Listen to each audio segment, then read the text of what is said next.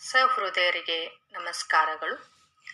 ಯುಗದ ಕವಿ, ಜಗದ ಕವಿ, ರಾಷ್ಟ್ರಕವಿ ಕುವೆಂಪುರವರ 120ನೆಯ ಜನ್ಮದಿನದ ಈ ಶುಭ ದಿನದಂದು ಅವರ ಸವಿ ಸಾಹಿತ್ಯವನ್ನು ಓದುವ, ಕೇಳುವ ಮೂಲಕ ಅವರಿಗೆ ಗೌರವ ಸಲ್ಲಿಸೋಣ. 50 ವರ್ಷಗಳ ಹಿಂದೆ ಮಕ್ಕಳ ಪುಸ್ತಕ ಎಂಬ ಹೆಸರಿನಲ್ಲಿ ಹೊರಡುತ್ತಿದ್ದ ಮಾಸಪತ್ರಿಕೆಯಲ್ಲಿ ಪ್ರಕಟವಾಗಿದ್ದ ಕತೆ ನರಿಗಳಿಗೇಕೆ ಕೋಡಿಲ್ಲ ಎಂಬ ಕತೆ ತುಂಬ ಸ್ವಾರಸ್ಯಕರವಾಗಿದೆ. ಆ ಕಥೆಯನ್ನು ಈಗ ಓದೋಣ. ಕಥೆಯ ಶೀರ್ಷಿಕೆ ನರಿಗಳಿಗೇಕೆ ಕೋಡಿಲ್ಲ. ತೀರ್ಥಹಳ್ಳಿಗೆ 4-5 ಮೈಲಿಗಳ ದೂರದಲ್ಲಿ ಒಂದು ಬೆಟ್ಟವಿದೆ. ಅದರ ಹೆಸರು ನವಿಲುಕಲ್ಲು. ಬೆಟ್ಟಕ್ಕೆ ಹಸುರಂಗಿ ತೊಡಿಸಿದಂತೆ ಕಾಡು ದಟ್ಟವಾಗಿ ಬೆಳೆದುಕೊಂಡಿದೆ. ಅದರ ನೆತ್ತಿಯಲ್ಲಿ ನಿಂತು ನೋಡಿದರೆ ಸುತ್ತಲೂ 30-40 ಮೈಲುಗಳ ಚೆಲುವಾದ ಮಲೆನಾಡಿನ ಕಾಡುಗಳ ನೋಟವು ಕಂಗೊಳಿಸುತ್ತದೆ. ಕಾಡು ಹಬ್ಬಿಕೊಂಡ ಆ ಬೆಟ್ಟದ ಸಾಲುಗಳು ಅಲೆ ಅಲೆಯಾಗಿ ಬಾನಿನ ಕರೆಯಲ್ಲಿ ಮುಸುಕಾಗಿ ಮೋಡುಗಳನ್ನು ಒಂದರ ಮೇಲೊಂದು ಹೇರಿ ಗುಡ್ಡೆ ಹಾಕಿದಂತೆ ಕಾಣಿಸುತ್ತದೆ. ನಡುವೆ ಕಣಿವೆಗಳಲ್ಲಿ ಗದ್ದೆಗಳು, ಅಡಕೆ ತೋಟಗಳು ಕಣ್ಣಿಗೆ ಮುತ್ತು ಕೊಡುವಂತೆ ಹಬ್ಬಿರುವವು. ಮರಳಿ ಹೇಳುತ್ತೇನೆ, ಆ ಬೆಟ್ಟದ ಹೆಸರು ನವಿಲುಕಲ್ಲು. ಇಂದಿಗೆ ಸುಮಾರು 52 ವರ್ಷಗಳ ಹಿಂದೆ ಆ ನವಿಲುಕಲ್ಲಿನಲ್ಲಿ ಒಂದು ಗುಬ್ಬಚ್ಚಿಯ ಸಂಸಾರವಿತ್ತು. ಹೆಣ್ಣು ಗುಬ್ಬಚ್ಚಿಯ ಹೆಸರು ಗುಬ್ಬಕ್ಕ, ಗಂಡು ಗುಬ್ಬಚ್ಚಿಯ ಹೆಸರು ಗುಬ್ಬಣ್ಣ. ಅವರಿಗಿದ್ದ ಮನೆ ಸವಿಯಾದ ಮನೆ. ಅದು ಒಂದು ಹೆಮ್ಮರದ ನೆತ್ತಿಯ ಕೊಂಬೆಯ ತುದಿಯಲ್ಲಿತ್ತು. ಗಾಳಿ ಬಂದಾಗ ಆ ಕೊಂಬೆ ತೊಟ್ಟಿಲಂತೆ ತೂಗುತ್ತಿತ್ತು. ಆಗ ಆ ಗಂಡು ಹೆಣ್ಣು ಹಕ್ಕಿಗಳೆರಡೂ ಹಾಡಿ ನಲಿಯುತ್ತಿದ್ದವು. ಅವರ ಮನೆಗೆ ಬೆಲ್ಲದ ಗೋಡೆ, ಸಕ್ಕರೆಯ ಬಾಗಿಲು, ಕಬ್ಬಿನ ಮುಚ್ಚಿಗೆ. ಮನೆಯ ಅಂಗಳದಲ್ಲಿ ಒಂದು ಪುಟ್ಟ ಸರೋವರ. ಅದರಲ್ಲಿ ನೀರಿರಲಿಲ್ಲ, ಜೇನುತುಪ್ಪವಿತ್ತು. ಇಷ್ಟು ಸುಖಗಳಿದ್ದರೂ ಆ ಪಕ್ಷಿ ದಂಪತಿಗಳಿಗೆ ಮಕ್ಕಳಿರಲಿಲ್ಲ. ಗುಬ್ಬಣ್ಣನು ದೇವರಿಗೆ ಮೊರೆಯಿಟ್ಟು ಹರಕೆ ಹೊತ್ತ ಮೇಲೆ 3 ಮಕ್ಕಳಾದರು. ಹರಕೆ ಸಲ್ಲಿಸುವುದಕ್ಕಾಗಿ ಅವನು ಕಾಶಿ ಯಾತ್ರೆಗೆ ಹೋದನು. ಗುಬ್ಬಕ್ಕನೊಬ್ಬಳೇ ಮಕ್ಕಳನ್ನು ನೋಡಿಕೊಂಡು ಸಂಸಾರವನ್ನು ಸಾಂಗವಾಗಿ ನಡೆಸಿಕೊಂಡು ಬರುತ್ತಿದ್ದಳು. ಹೀಗಿರುತ್ತಿರಲು ಒಂದು ದಿನ ರಾತ್ರಿ ದೊಡ್ಡ ಮಳೆ ಬಂತು. ಮಳೆ ಎಂದರೆ ಮಲೆನಾಡಿನ ಮಳೆ, ಸೋನೆ ಮಳೆಯಲ್ಲ, ಆನೆ ಮಳೆ. ಅದರ ಜೊತೆಗೆ ಗುಡುಗು, ಮಿಂಚು, ಸಿಡಿಲು, ಬಿರುಗಾಳಿ, ಆಲಿಕಲ್ಲು, ಮೇಲೆ ಕಗ್ಗತ್ತಲು. ಪಾಪ ಗುಬ್ಬಕ್ಕ ಮನೆಯ ಸಕ್ಕರೆ ಬಾಗಿಲು ಬಲವಾಗಿ ಮುಚ್ಚಿ ಸಿಹಿ ಮುತ್ತಿನ ಅಗಣಿ ಹಾಕಿ ಎಲ್ಲಿ ಬೆಲ್ಲದ ಗೋಡೆ ಕರಗಿ ಹೋಗುವುದೋ ಎಂದು ಚಿಂತಿಸುತ್ತಾ ಮಕ್ಕಳನ್ನು ತೊಟ್ಟಿಲಲ್ಲಿ ತೂಗುತ್ತಿದ್ದಳು. ಅಯ್ಯೋ ಪಾಪ, ಅವರ ಮನೆಯ ಜೇನುತುಪ್ಪದ ಕೊಳವಂತೂ. ಅದೇ ಸಮಯದಲ್ಲಿ ಆ ಬೆಟ್ಟದ ಕಿಬ್ಬಿಯಲ್ಲಿ ಆ ಮಾರಿ ಮಳೆಗೆ ಸಿಕ್ಕಿಬಿದ್ದ 3 ಪ್ರಯಾಣಿಕರು ಬಹಳ ನರಳುತ್ತಾ ಬರುತ್ತಿದ್ದರು. ಒಬ್ಬನ ಹೆಸರು ಹುಲಿಯಣ್ಣ, ಒಬ್ಬನ ಹೆಸರು ಕರಡೆಣ್ಣ, ಒಬ್ಬನ ಹೆಸರು ನರಿಯಣ್ಣ. ಆ ಜಡಿಯಲ್ಲಿ 3 ನಡುಗುತ್ತಿದ್ದರು. ಎಲ್ಲಿಯಾದರೂ ಒಂದು ಆಶ್ರಯ ಸಿಕ್ಕಿದರೆ ಸಾಕಲ್ಲ ಎಂದು ಭಗವಂತನನ್ನು ಬೇಡಿದರು. ಹೇಗೆಂದರೆ, ಹುಲಿಯಣ್ಣ ಕಾಡು ಕಂಪಿಸುವಂತೆ ಕೂಗಿದನು, ಕರಡಣ್ಣ ಗರ್ಜಿಸಿದನು, ನರಿಯಣ್ಣ ಬಳ್ಳಿಕ್ಕಿದನು. ಅಂತೂ ಬಹಳ ಕಷ್ಟಪಟ್ಟು ಬೆಟ್ಟ ಹತ್ತಿದರು. ಅವರ ಕಣ್ಣಿಗೆ ಗುಬ್ಬಕ್ಕನ ಮನೆಯ ದೀಪ ಕಾಣಿಸಿತು. ಗುಬ್ಬಕ್ಕನು ತೊಟ್ಟಿಲು ತೂಗುತ್ತಾ ಹೇಳುತ್ತಿದ್ದ ಜೋಗುಳದ ಹಾಡು ಕೇಳಿಸಿತಂತೆ ನರಿಯಣ್ಣನಿಗೆ. ಮನೆಯನ್ನು ಕಂಡ ಕೂಡಲೇ ಅವರಿಗೆಲ್ಲ ಬಹಳ ಸಂತೋಷವಾಯಿತು. ಪರಿಚಯವಿಲ್ಲದಿದ್ದರೂ ಕೂಡ ಕಷ್ಟಕಾಲವಾದ್ದರಿಂದ ಗುಬ್ಬಕ್ಕನ ಮನೆಗೆ ಹೋಗಲು ನಿಶ್ಚಯಿಸಿ 3 ಓಡಿದರು. ಓಡಿ ಮನೆಯ ಚಾವಡಿಗೆ ಬಂದರು. ಮಳೆ ಹೋ ಎಂದು ಸುರಿಯುತ್ತಿತ್ತು, ಮಿಂಚು ಮಿಂಚುತ್ತಿತ್ತು. ನರಿಯಣ್ಣ ಬಾಗಿಲು ತಟ್ಟಿದನು.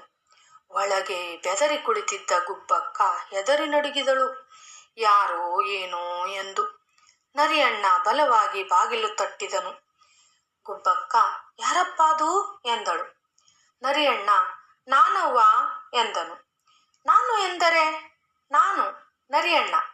ಗುಬ್ಬಕ್ಕ ಬೆಚ್ಚಿದಳು. ನರಿಯಣ್ಣನ ದುಷ್ಕೀರ್ತಿ ಗುಬ್ಬಕ್ಕನ ಕಿವಿಗೂ ಕೂಡ ಮುಟ್ಟಿದ್ದಿತು. ಸ್ವಲ್ಪ ಧೈರ್ಯ ತಂದುಕೊಂಡು, ಅಪ್ಪ, ಬಡವರ ಮನೆ ಬಾಗಿಲನ್ನೇಕೆ ಹಾಗೆ ಬಡಿಯುತ್ತೀಯಾ ಎಂದಳು.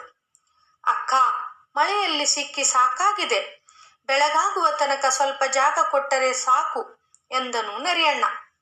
ಅಪ್ಪ, ಇಲ್ಲಿ ಜಾಗವಿಲ್ಲ, 3 ಮಕ್ಕಳು ಬೇರೆ ಇದ್ದಾರೆ, ನಮಗೆ ಕಾಲು ಚಾಚಿ ಮಲಗಲು ತಾವಿಲ್ಲ, ನೀನು ಹೀಗೆ ದೊಂಬಿ ಮಾಡಬೇಡ ಮಾರಾಯ, ಮಕ್ಕಳೆದ್ದಾರು. ನರಿಯಣ್ಣನಿಗೆ ಯಾರೂ ಬಾಗಿಲು ತೆಗೆಯುವುದಿಲ್ಲ ಎಂದುಕೊಂಡ ಹುಲಿಯಣ್ಣ, ಅಕ್ಕ, ಗುಬ್ಬಕ್ಕ, ನಾನು ಹುಲಿಯಣ್ಣ ಇದ್ದೇನೆ, ದಯವಿಟ್ಟು ಬಾಗಿಲು ತೆರೆ, ನಿನಗೇನೂ ಅಪಾಯ ಬರದಂತೆ ನೋಡಿಕೊಳ್ಳುತ್ತೇನೆ, ಹೆದರಬೇಡ. ನಮ್ಮ ಸಂಗಡ ಸಾಧು ಸಜ್ಜನನಾದ ಕರಡಣ್ಣನೂ ಇದ್ದಾನೆ ಎಂದು ಹೇಳಿ ಬಾಗಿಲನ್ನು ದಡಬಡ ಬಡಿಯುತ್ತಿದ್ದ ನರಿಯಣ್ಣನಿಗೆ, ಲೋ ನರಿಯ, ಯಾಕೋ ದೊಂಬಿ, ಸುಮ್ನಿರೋ ಎಂದು ಒಂದು ಗುದ್ದು ಕೊಟ್ಟನು. ಗುಬ್ಬಕ್ಕನಿಗೆ ಸ್ವಲ್ಪ ಧೈರ್ಯ ಬಂದು ಬಾಗಿಲು ತೆರೆದಳು. 3 ಅತಿಥಿಗಳು ಒಳಗೆ ಬಂದರು. ಕಾಲೆಲ್ಲ ಕೆಸರಾಗಿತ್ತು, ತೊಳೆದುಕೊಳ್ಳಲು ಬಿಸಿನೀರು ಕೊಟ್ಟಳು. ಮೈಯೆಲ್ಲ ಒದ್ದೆಯಾಗಿತ್ತು, ಒರೆಸಿಕೊಳ್ಳಲು ಮೈ ವಸ್ತ್ರ ಕೊಟ್ಟಳು. ಹೊಟ್ಟೆ ತುಂಬ ಹಸಿವೆ ಇತ್ತು. ಹೊಸ ಪೈರಿನ ಹಸನಾದ ಕಾಳನ್ನು ಬೇಯಿಸಿ ಮಾಡಿದ ಕೂಳನ್ನೂ ಬಡಿಸಿದಳು. 3 ತಿಂದು ತೇಗಿದರು. ತರುವಾಯ ಮುರುವಿನ ಒಲೆಯ ಬಳಿ ಬೆಂಕಿಯ ಕಾವಿನಲ್ಲಿ ಒರಗಲ್ಲು, ಹುಲ್ಲಿನ ಹಾಸಿಗೆಗಳನ್ನೂ ಕೊಟ್ಟಳು. 3 ಅತಿಥಿಗಳು ಚಳಿ ಕಾಯಿಸಿಕೊಳ್ಳುತ್ತಿದ್ದರು. ಕರಡಣ್ಣನು ಬೆಲ್ಲದ ಗೋಡೆಯ ಮೇಲೆ ತಗಲು ಹಾಕಿದ್ದ ಮಹಾತ್ಮ ಗಾಂಧಿಯ ಪಟವನ್ನು, ಶ್ರೀರಾಮಕೃಷ್ಣ ವಿವೇಕಾನಂದರ ಪಟವನ್ನು ನೋಡಿ, ಇವೇಕೆ ಈ ಪಟಗಳು ಎಂದು ಕೇಳಿದನು. ಮಕ್ಕಳು ಈ ಮಹಾಪುರುಷರ ಸನ್ನಿಧಿಯಲ್ಲೇ ಬೆಳೆದರೆ ಅವರೂ ಮಹಾತ್ಮರಾಗುತ್ತಾರೆ, ಭರತ ಮಾತೆ ಉದ್ಧಾರ ಮಾಡುತ್ತಾರೆ, ಅದಕ್ಕೋಸ್ಕರ ಈ ಪಟಗಳನ್ನು ಇಟ್ಟಿದ್ದೇನೆ. ಅವರಿಗೆ ದಿನವೂ ಅವರ ಕಥೆಗಳನ್ನು ಜೋಗುಳದಂತೆ ಹೇಳುತ್ತೇನೆ, ಹಾಲು ಬೆಣ್ಣೆಗಳಲ್ಲಿ ಅವರ ಮಹಿಮೆಯನ್ನು ಊಡುತ್ತೇನೆ ಎಂದಳು ಗುಬ್ಬಕ್ಕ. ಎಲ್ಲಿ ನಿನ್ನ ಮಕ್ಕಳನ್ನು ನೋಡೋಣ ಎಂದನು ನರಿಯಣ್ಣ. ತೊಟ್ಟಿಲಲ್ಲಿ ಮಲಗಿ ನಿದ್ದೆ ಹೋಗಿದ್ದಾರೆ, ಬನ್ನಿ ನೋಡಿ ಎಂದು ಗುಬ್ಬಕ್ಕನು ಅವರನ್ನು ಕರೆದುಕೊಂಡು ಹೋಗಿ ತೋರಿಸಿದಳು. 3 ಮಕ್ಕಳು ಮಿಂಚಿನುಂಡೆಗಳಂತೆ ಹೊಳೆಯುತ್ತಿದ್ದರು. ಹುಲಿಯಣ್ಣ, ಕರಡಣ್ಣ ಇಬ್ಬರೂ ಸಂತೋಷಪಟ್ಟರು. ನರಿಯಣ್ಣನೂ ಬಹಳ ಸಂತೋಷಪಟ್ಟ. ಎಲ್ಲರೂ ಮಲಗಿಕೊಂಡರು. ಕರಡಣ್ಣ ಗೊರಕೆ ಹೊಡೆದದ್ದೇ. ಆದರೆ ಮಳೆ, ಗಾಳಿ, ಗುಡುಗು ಜೋರಾಗಿದ್ದುದರಿಂದ ಅದು ಯಾರಿಗೂ ತೊಂದರೆ ಮಾಡಲಿಲ್ಲ. ನಸುಕು ಹರಿಯಿತು, ಮಳೆ ನಿಂತಿದ್ದೀತು. ಗುಬ್ಬಕ್ಕ ಎದ್ದು ಮನೆಯನ್ನು ಗುಡಿಸಿ ರಂಗೋಲಿ ಹಾಕಿ ಹಾಲು ಕರೆಯಲು ಕೊಟ್ಟಿಗೆಗೆ ಹೋದಳು. ಹುಲಿಯಣ್ಣ, ಕರಡಣ್ಣ ಎದ್ದು ಹೋಗಲನೂ ಆದರು. ನರಿಯಣ್ಣನನ್ನು ಕರೆದರೆ ಆ ಹೂ ಉಹೂ ಎಂದು ಮಲಿಗೇ ಇದ್ದನು. ಪಾಪ, ನರಿಯಣ್ಣನಿಗೆ ಬಹಳ ನಿದ್ದೆ ಎಂದು ತಿಳಿದು ಹುಲಿಯಣ್ಣ, ಕರಡಣ್ಣ ಹೊರಟು ಹೋದರು. ಯಜಮಾನಿ ಸಿಕ್ಕಲಿಲ್ಲವಾದುದರಿಂದ ನಮಸ್ಕಾರ ಹೇಳಲಿಲ್ಲ. ಅವರು ಹೊರಟು ಹೋದ ಮೇಲೆ ನರಿಯಣ್ಣನು ಮೆಲ್ಲಗೆ ಎದ್ದನು. ಮನೆಯಲ್ಲಿ ಯಾರೂ ಇರಲಿಲ್ಲ. ಗುಬ್ಬಕ್ಕನ ಮಕ್ಕಳು ಆಗ ತಾನೇ ಎದ್ದು ಅಳುತ್ತಿದ್ದವು. ನರಿಯಣ್ಣ 3 ಮಕ್ಕಳನ್ನು ನುಂಗಿ ಬೇಗನೆ ಸಕ್ಕರೆಯ ಬಾಗಿಲನ್ನು ಮುರಿದುಕೊಂಡು ಓಡಿ ಹೋದನು. ಸ್ವಲ್ಪ ಹೊತ್ತಾದ ಮೇಲೆ ಗುಬ್ಬಕ್ಕ ಹಾಲು ಕರೆದುಕೊಂಡು ಬಂದು ನೋಡುತ್ತಾಳೆ, ಮಕ್ಕಳಿಲ್ಲ, ಅತಿಥಿಗಳೂ ಇಲ್ಲ. ಗುಬ್ಬಕ್ಕ ಗೊಳೋ ಎಂದು ರೋಧಿಸತೊಡಗಿದಳು. ಕಾಡಿನಲ್ಲಿ ಕೇಳುವರಾರು? ಬಿಕ್ಕಿ ಬಿಕ್ಕಿ 10 ಕಡೆಗೆ ಕಳ್ಳರನ್ನು ಹಿಡಿದುಕೊಂಡು ಹೊರಟಳು. ಎಲ್ಲೆಲ್ಲಿಯೂ ಹುಡುಕಿದಳು, ಯಾರನ್ನೋ ಕೇಳಿದಳು. ಕಡೆಗೆ ಹಾರುತ್ತಿರುವಾಗ ದೂರ ಒಂದು ಪರ್ವತದ ತಪ್ಪಲಿನಲ್ಲಿ ಹುಲಿಯಣ್ಣ, ಕರಡಣ್ಣ ಹೋಗುತ್ತಿದ್ದುದನ್ನು ಕಂಡಳು. ಬೇಗ ಓಡಿ ಹೋಗಿ ತಡೆದಳು. ಅವರಿಗೆ ಆಶ್ಚರ್ಯವಾಯಿತು. ಗುಬ್ಬಕ್ಕ, ಏಕೆ ಅಳುತ್ತೀಯ ಎಂದರು. ನೀವೆಲ್ಲ ಕಳ್ಳರು, ನನ್ನ ಮಕ್ಕಳನ್ನು ತಿಂದು ಬಂದಿದ್ದೀರಿ. ನಿಮಗೆ ಮಾಡಿದ ಉಪಕಾರಕ್ಕೆ ಇದೇನೇ ಪ್ರತ್ಯುಪಕಾರ? ಅಯ್ಯೋ ಎಂದು ಅತ್ತಳು. ಹುಲಿಯಣ್ಣನಿಗೆ ಎದೆ ಕರಗಿ ಹೋಯಿತು. ಕರಡಣ್ಣನಿಗೆ ಕಳವಳ ಹೆಚ್ಚಾಯಿತು. ಆಗ ಹೇಳಿದರು, ತಾವು ಬರುವಾಗ ನರಿಯಣ್ಣ ಅಲ್ಲೇ ಇದ್ದನೆಂದು, ಮಕ್ಕಳು ನಿದ್ದೆ ಮಾಡುತ್ತಿದ್ದವೆಂದು, ಕಡೆಗೆ ನರಿಯಣ್ಣನೇ ಆ ಘೋರ ಕೃತ್ಯವನ್ನು ಮಾಡಿರಬೇಕೆಂದು ನಿರ್ಧರಿಸಿ ಗುಬ್ಬಕ್ಕನನ್ನು ಜೊತೆಯಲ್ಲಿ ಕರೆದುಕೊಂಡು ನರಿಯಣ್ಣನ ಪತ್ತೆಗೆ ಹೊರಟು ಹುಡುಕಿದರು. ಎಲ್ಲಿಯೂ ಸಿಕ್ಕಲಿಲ್ಲ. ಕಡೆಗೆ ಎದುರಿಗೆ ಬರುತ್ತಿದ್ದ ಗೂಬಮ್ಮನನ್ನು ಕೇಳಿದರು. ನರಿಯಣ್ಣ 2 ಮೈಲಿ ಆಚೆ ಓಡುತ್ತಿದ್ದ ಎಂದು ಗೂಬಮ್ಮ ಹೇಳಲು ಎಲ್ಲರೂ ಓಡಿದರು. ದೂರದಲ್ಲಿ ನರಿಯಣ್ಣ ಹೋಗುತ್ತಿದ್ದ. ಅವನು ಹುಲಿಯಣ್ಣ ಕರಡಣ್ಣನ ಜೊತೆಯಲ್ಲಿ ಗುಬ್ಬಕ್ಕನನ್ನೂ ಕಾಣಲು ತನಗೆ ಕೇಡು ಬಂತೆಂದು ತಿಳಿದು ಓಟ ಕಿತ್ತನು. ಆದರೆ ಹುಲಿಯಣ್ಣನು ಮಿಂಚಿನಂತೆ ಹಾರಿ ಹೋಗಿ ಹಿಡಿದನು. ಕರಡಣ್ಣನು, ಕಳ್ಳ, ಒಳ್ಳೆ ಮಾತಿನಿಂದ ಗುಬ್ಬಕ್ಕನ ಮಕ್ಕಳನ್ನು ಕೊಡುತ್ತೀಯೋ ಇಲ್ಲವೋ ಎಂದನು. ನರಿಯಣ್ಣನು ಏನೂ ತಿಳಿಯದವನಂತೆ ನಟಿಸಿ ತಾನು ನಿರಪರಾಧಿ ಎಂದು ವಾದಿಸಿದನು. ಗುಬ್ಬಕ್ಕನು ಗೊಳೋ ಎಂದು ಅಳುತ್ತಲೇ ಇದ್ದಳು. ಹುಲಿಯಣ್ಣನು ಅಳುವುದನ್ನು ಸ್ವಲ್ಪ ನಿಲ್ಲಿಸುವಂತೆ ಹೇಳಿ ನರಿಯಣ್ಣನ ಹೊಟ್ಟೆ ಹತ್ತಿರ ಕಿವಿಯನ್ನು ಚಾಚಿ ಆಲೈಸಿದನು. ಒಳಗೆ ಚೀ ಪೀ ಸದ್ದು. ಕಳ್ಳ ಸಿಕ್ಕಿದ ಎಂದು ಹುಲಿಯಣ್ಣ ನರಿಯಣ್ಣನನ್ನು ಹಿಡಿದುಕೊಂಡು ನರಿಯಣ್ಣನ ತಾನು ಕೆಟ್ಟೆನೆಂದು ತಿಳಿದು ಹಲ್ಲು ಹಲ್ಲು ಕಿರಿಯುತ್ತಾ ದಮ್ಮಯ್ಯ ಎಂದನು. ಕರಡಣ್ಣನು ಹುಲಿಯಣ್ಣನನ್ನು ಕುರಿತು ಅವನ ಹೊಟ್ಟೆಯನ್ನು ಸೀಳಿ ಮರೆಗಳನ್ನು ಈಚೆಗೆ ತೆಗೆ ಎಂದನು. ಹುಲಿಯಣ್ಣನು ನರಿಯಣ್ಣನನ್ನು ಕೆಳಗೆ ಹಾಕಿಕೊಂಡು ಮೇಲೆ ಕುಳಿತುಕೊಂಡನು. ನರಸಿಂಹನು ಹಿರಣ್ಯಕಶಿಪುವಿನ ಮೇಲೆ ಕುಳಿತಂತೆ. ಇನ್ನೇನು ಹುಲಿಯಣ್ಣನು ತನ್ನ ಕ್ರೂರ ವ್ಯಾಘ್ರ ನಖಗಳಿಂದ ನರಿಯಣ್ಣನ ಹೊಟ್ಟೆ ಬಗೆಯಬೇಕು.